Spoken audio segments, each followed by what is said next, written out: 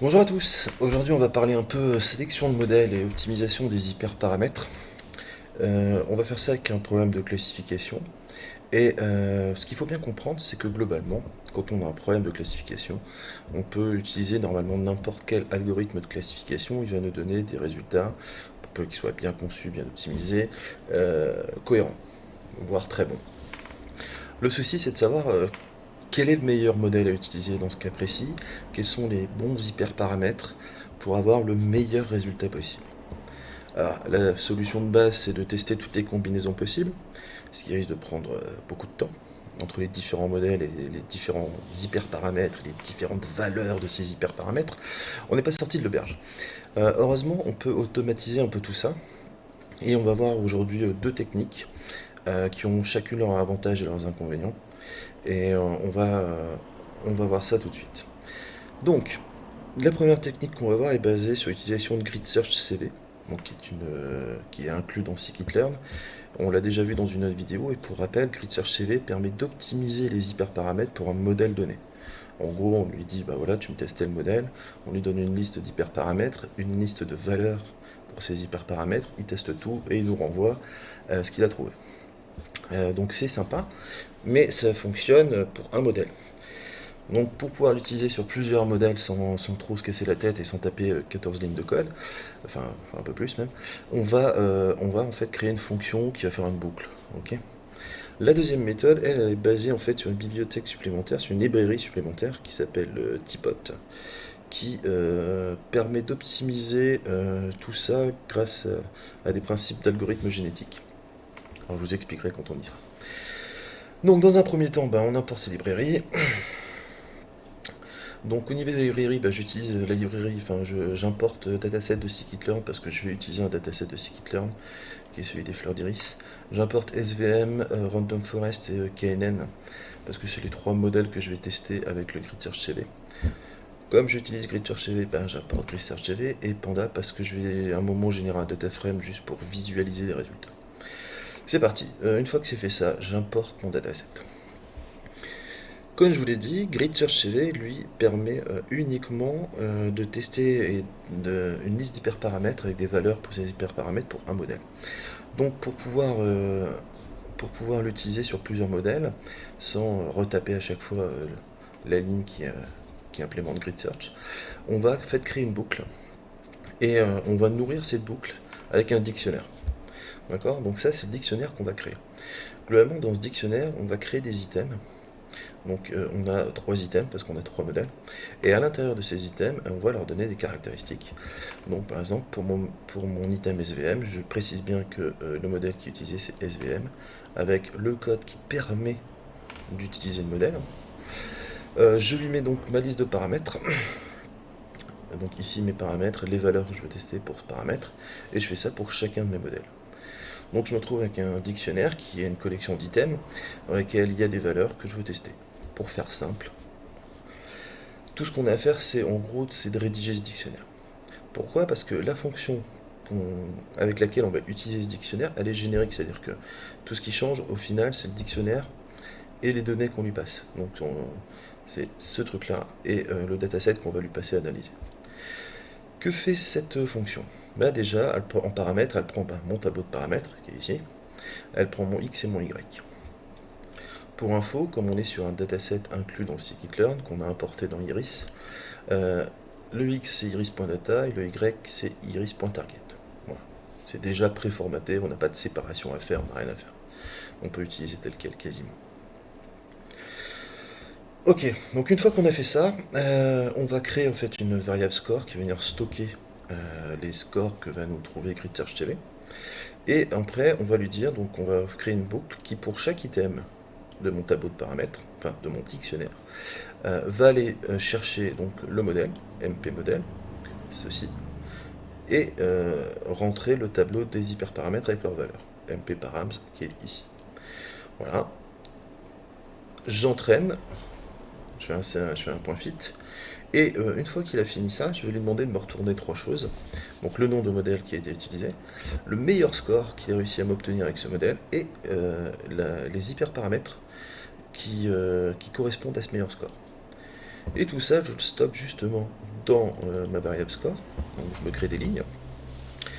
Et au final, en sortie de la fonction, je lui demande de me créer un data frame, en gros un tableau, hein, où il y a 3 colonnes, donc modèle, base score, c'est en gros les informations que j'ai stockées là. Et logiquement, je devrais avoir une ligne par modèle. Donc dans le cas présent, je devrais avoir 3 lignes. Ok, ça je l'ai fait ou pas? Non. Tac. Donc une fois que la fonction est créée, on n'a plus qu'à l'utiliser. Comme je vous l'ai dit, une fois qu'elle est faite, celle-là, tout ce qu'on a à faire, c'est de changer le dictionnaire et repasser dedans, quoi. Et ça marche d'enfer. Allons-y. Donc ici on va utiliser notre fonction, donc on l'appelle.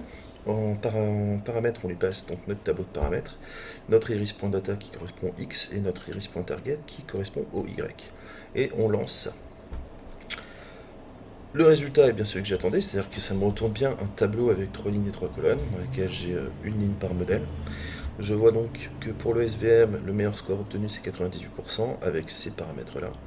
Pour le Random Forest, c'est 96, voilà, avec ces paramètres-là. Et pour le KNN, c'est 98,6 avec ces paramètres-là. Donc très rapidement, j'ai testé plusieurs modèles, plusieurs hyperparamètres. Donc ça fait gagner quand même pas mal de temps, ça permet d'optimiser un petit peu, ça a le défaut de... il faut penser à tout dans son dictionnaire. C'est-à-dire que si vous oubliez de mettre un hyperparamètre, si vous oubliez de mettre une valeur à tester, ben, il ne va pas la tester, il ne va tester que ce qu'il y a dedans. Voilà, il n'ira pas plus loin que ça. Alors avec l'expérience, un peu d'intuition, on se doute bien, enfin, au bout d'un moment, on a quelques bonnes intuitions sur les hyperparamètres à tester, en tout cas sur le range de valeurs qui est à tester dedans. Mais dans un premier temps, on va dire que c'est un peu aléatoire. Mais ça reste tout de même très intéressant, ça permet de comparer des modèles entre eux, et de comparer des hyperparamètres même entre eux. Ok.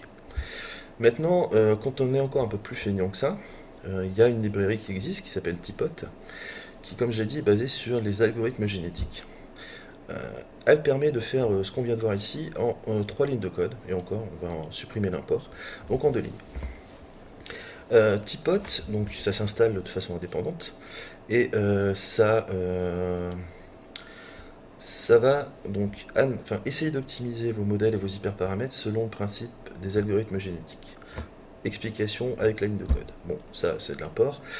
Ici, comme je suis dans un problème de classification, j'utilise le Tipot classifieur. Voilà. Et ce qui est intéressant, enfin, ce qu'il y a à comprendre dans cette ligne concernant l'algorithme génétique, c'est ça. Enfin, les algorithmes génétiques, c'est ça.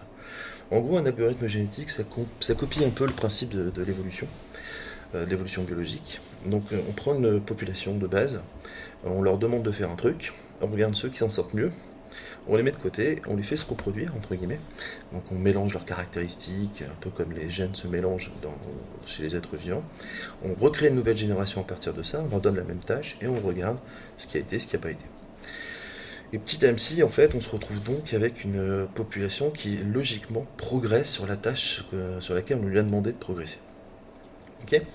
Donc le principe de base c'est ça. Après il y a des détails, hein, c'est-à-dire qu'on met des principes de mutation. On ne fait pas simplement un mélange de deux entités pour en créer une autre, on a un principe de mutation à l'intérieur, un peu aléatoire, qui permet de générer, des individus qui sortent un peu de la norme, entre guillemets, pour essayer d'explorer des sentiers qu'on ne va pas forcément explorer.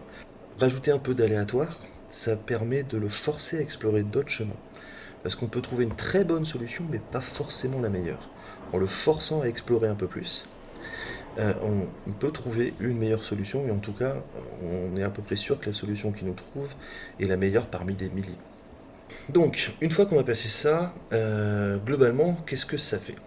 Ben, ça va me créer une population, on appelle ça comme ça, de 50 algorithmes aléatoires, avec des hyperparamètres aléatoires et des valeurs pour ces hyperparamètres complètement aléatoires aussi. Voilà, ça teste, ça va les entraîner, ça va regarder les résultats et après ça va créer des nouvelles générations qui sont censées progresser dans cette tâche. Ce qui est intéressant avec Tipot et ce que permet pas forcément scikit-learn, c'est que là globalement je lui précise rien. C'est-à-dire que je lui dis pas quel modèle utiliser, quel hyperparamètre optimiser, enfin, je lui dis vas-y, démerde-toi quoi, pour faire simple. Donc lui ce qu'il va faire c'est qu'il est capable d'utiliser l'ensemble des modèles qui sont présents dans l'environnement Python que j'utilise. Là par exemple, j'ai des modèles qui sont pas forcément intégrés à scikit-learn, comme XGBoost ou ce genre de choses, qui sont des modèles qu'on installe à part, et ben Tipot va pouvoir les utiliser et va les tester. Et j'ai rien à lui dire, il le fait tout seul. Il va prendre l'ensemble de mes modèles, me générer ma population, faire mes générations, enfin tout ce qui va bien. Alors ça prend un peu de temps dans l'exécution. Pourquoi? Parce que globalement, réfléchissons. Ici j'ai une population de base de 50, j'ai 10 générations. Donc en gros c'est 10 générations après la première. Donc il doit me tester 550 modèles différents. Il va tester 550 modèles. Alors c'est long et pas tant que ça, hein. C'est quand même relativement rapide vu le nombre de modèles qu'il teste. Entre ça et taper les lignes de code correspondant à la génération de ces 550 modèles, ça fait quand même gagner un peu de temps. Alors qu'est-ce qu'on voit? On voit que dès la première génération, il obtient un score qui est déjà pas trop, enfin qui est plutôt bien. À la deuxième génération, il ne progresse pas forcément des masses. Et à partir de la troisième, même chose. Il est à 98,66, c'est-à-dire exactement la même chose qu'on a obtenu là, hein. Ici, on est sur le même score. Et logiquement, vu le dataset, je pense qu'il progressera plus, parce que c'est une espèce de gap. On va attendre qu'il finisse. Avant d'analyser tout ça, petit détail, Tipot va pas vous sortir un tableau comme celui-ci, il va vous sortir un pipeline. Donc il va vous donner le pipeline à mettre en place. Souvenez-vous, on avait vu les pipelines dans une vidéo précédente. Au pire, s'il y a besoin d'explications, petit message et je reviendrai là-dessus. Alors qu'est-ce qu'on voit? On voit que sur les 550 modèles qu'il a testés, le meilleur résultat qu'il ait trouvé lui, alors encore c'est aléatoire, enfin c'est aléatoire, j'expliquerai après. C'est donc en utilisant un XGBoost, donc modèle qui n'est pas inclus dans Scikit-Learn, pour rappel, et avec ces hyper paramètres là. Voilà. Donc avec ça, il obtient ce score de 0,9866, c'est-à-dire exactement le même que le KNN. Voilà. Ici, on est sur un dataset qui est extrêmement simple. Un dataset des fleurs d'iris, c'est vraiment un dataset d'entraînement, donc il est fait pour être simple. Donc je ne suis pas convaincu que XGBoost soit le meilleur algo utilisé, parce que il est assez gourmand au final, alors que KNN est assez simple à mettre en œuvre. Mais en tout cas, les résultats sont les mêmes. On pourrait refaire l'expérience, relancer en fait le Tipot, et en changeant par exemple le nombre de générations, la taille de la population, il nous sortirait, je pense, toujours, enfin je suis sûr, j'ai déjà fait l'expérience, il nous sortirait toujours le même résultat, le même score final, donc 98,6, mais avec des modèles différents, c'est-à-dire qu'il trouverait d'autres modèles qui donnent exactement le même score, qui fonctionnent exactement de la même manière. Donc ça, c'est aussi ça à prendre en compte, c'est-à-dire que ça vous sort pas. Si des modèles sont équivalents, en gros, il vous en prend un au hasard. Il vous sort un des modèles qui a fait le meilleur score. Voilà. Et là, pour le coup, alors on obtiendrait la même chose, je pense, avec un KNN, de toute façon, on l'a ici. On pourrait même faire la même chose avec une régression pour y arriver. Donc ce qu'il faut bien comprendre là, c'est que moi, entre les deux solutions, sur cette problématique-là, qui est très simple, je vais privilégier le KNN, d'accord, parce qu'il est moins gourmand en ressources, pas forcément avec GBoost.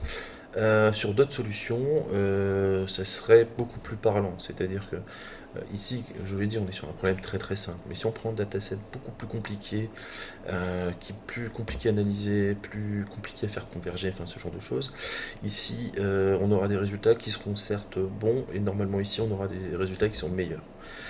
Le XGBoost, par exemple, c'est un algorithme de machine learning qui est très très utilisé, notamment dans les compétitions sur Kaggle, parce qu'il donne des résultats parfois assez exceptionnels.